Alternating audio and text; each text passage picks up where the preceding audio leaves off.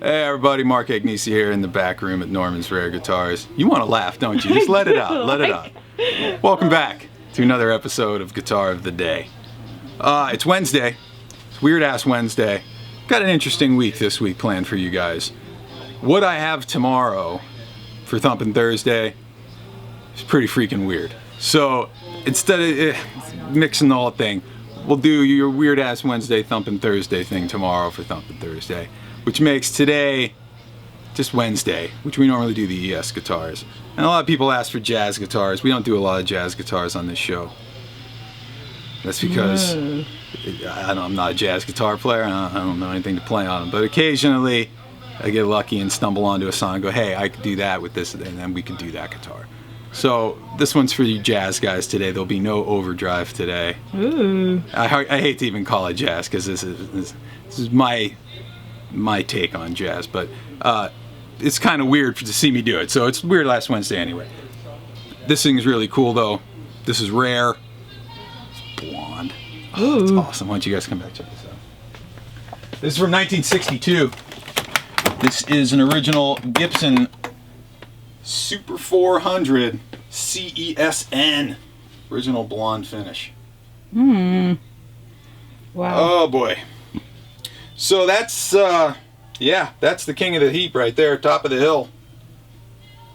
Top of the king of the hill, top of the heap. Whatever, switch that, reverse it. Switch it and reverse it. Yeah, so the Super 400 is kind of the Mac Daddy, or the Daddy Mac, depending on what you're into, of jazz guitars that Gibson did.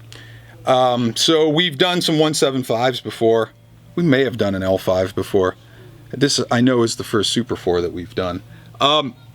What makes this different from the other ones, for starters, is the size. So you have the ES prefix guitars, ES 125, 225, ES 295, 335, ES 175, stuff like that.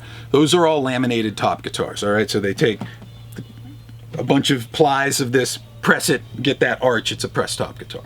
When you get to the L guitars, the L4s, the L5s, the Super 4s, these are carved top guitars. So this top is one solid piece of spruce, which has then been gone through with a chisel and actually wood carved away to create the arch on this top. That's why these are so much more expensive than the ES counterpart guitars.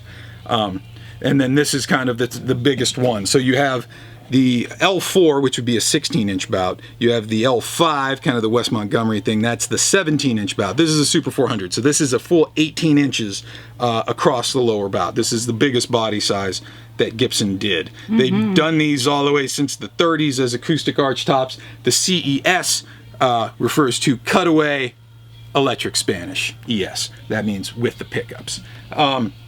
This one has one, 62 is kind of right on the transition on the PAF pickups when Gibson got the patent number and patent number pickups started going in. So this has got one patent number, one PAF. I believe the bridge was a PAF, neck was a patent number. Also on the Super 4s, you'll see this kind of marbled looking pick guard, which came originally on these. And then other peculiar things on this, which is kind of cool. This is a Florentine Cutaway, which is the sharp, pointy cut. All the Super 4 cutaways that you'll see from the time of the Super 4 Ps, which were kind of the first cutaways in the late 30s, early 40s, all the way through the 50s, all the Super 400s were Venetian cutaway, which is that kind of softer, rounder cutaway. I believe 61 is the first year that you see the sharp cut, this one being a 62. And then it's blonde. Blonde is its own thing unto itself. Wow. Because with blonde guitars, you know, you can't, as I tell people, you can't bullshit blonde, you know? Sometimes you can bullshit a sunburst, you know, you shade around with the darker colors, you can shade around some imperfections in the wood, you can get around those kinds of things. On blonde guitars, man, you see every inch. They have to use the absolute best pieces of wood, best grain, best cuts of everything that they have, because you're gonna see it all. So anytime you see original Gibson guitars from the 50s or 60s that are blonde, get ready, because they're going to be a lot pricier. They maybe did between 10 and 20 of any given model in blonde on any given year. They're pretty rare. Some years there might be a dozen, some years there might be, we did 17 this year or whatever. They're really, really low quantities. Now this one is a little bit more of a player. Let's get to the bad news first. Now this did not have a full-on headstock break, but it did get a crack. There's a little fish hooker you can see through the stinger that looks like this thing took a spill. The headstock was never off, but it did just get cracked right here through this section, which has been filled and it's stable. But that can't be undone, you know, so that's there. Second thing, guitar's been refretted, which there's worse things you can do to guitars than refret them. Obviously original frets are always best, but this thing is refretted, set up, ready to play. Only other thing that's not original on this, normally these would come, we have the wood base and there'll be like the wood saddle that was cut. Someone took off the wood saddle and dropped an ABR1 on there just to make it a little more intonatable. You can always drop a wood saddle back on there. But again, ebony board on this guitar, fancy binding all the way around, tops, on the neck, on the headstock. You have the big Gibson diamond on the headstock. You also have it on the back as well. And you also have, it's the biggest headstock they make. You'll see this only on really Super 400s, Johnny Smiths and Barney Kessels have this big, long, kind of Super 400 headstock. But yeah, man, that's the king of the arch tops. Let's see, we can go plug it in and get some sort of something resembling jazz to come out of this thing today. Let's go do it. All right, we're out front. We have the 1962 Gibson Super 400 CESN original natural finish. Going through 410 Hot Rod DeVille today. All EQs at noon. Just a little bit of reverb. Let's start up on the neck pickup. This one is the patent number pickup. See what that thing can do on its own here.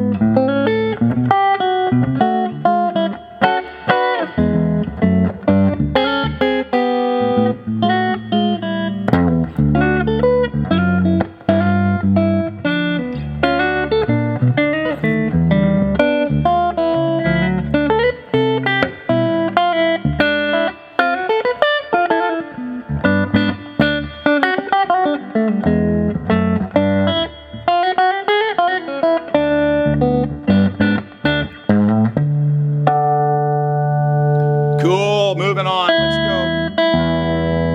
go into the middle position. It's a combination of these two together, so we got the patent number and the PAF going. Let's see what that sounds like here.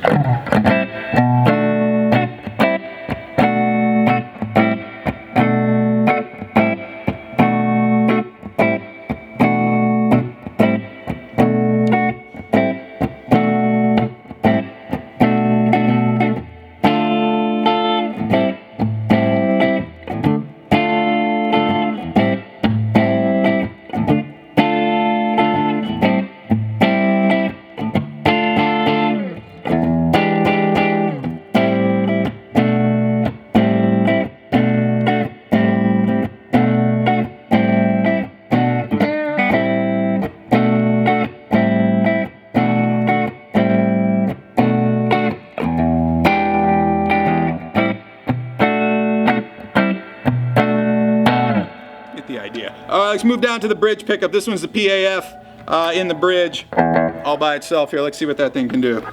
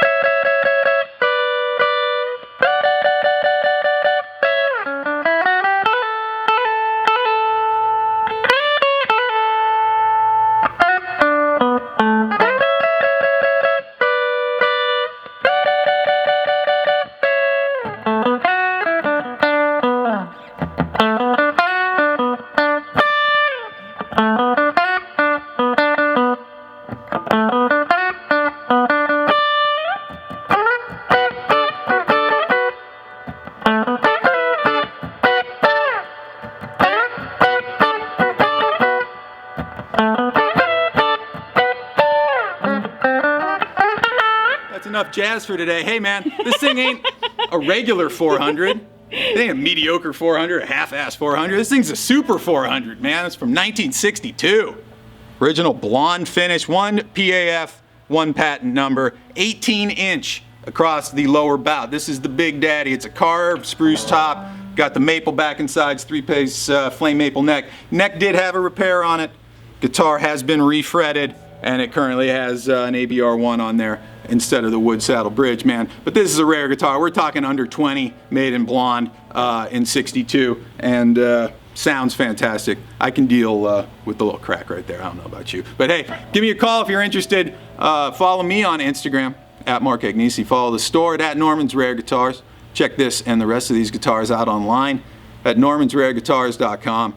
And we'll be back tomorrow for a weird-ass Thumping Thursday. We'll combine those two. It's going to be fun tomorrow. I got something definitely weird for you bass players out there. We'll see you guys back here for another episode tomorrow. Peace.